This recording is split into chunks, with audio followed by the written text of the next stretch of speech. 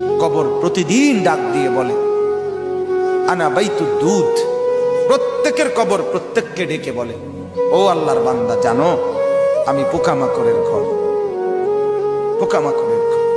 তুমি তো সেই বান্দা যে একটা মশা কানের পাশ দিয়ে উড়ে গেলে তোমার ঘুম বন্ধ হয়ে যায়, চোখ মিলে যায়। একটা মশার গুনগুন আওয়াজ সহ্য করতে পারো না।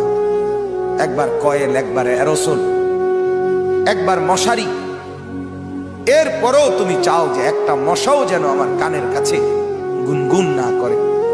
তো 5 ঘন্টার ঘুমের জন্য, 6 ঘন্টার ঘুমের জন্য বান্দা এই যত্ন নিলা, অনন্তকাল কিংবা বছরের পর বছর কবরের যে ঘুম দিবা, পড়ে থাকবা সেই ঘরে, পোকা মাকড়ের ঘর, সেই ঘরে তুমি ঘুমাইবা কেমনে, থাকবা?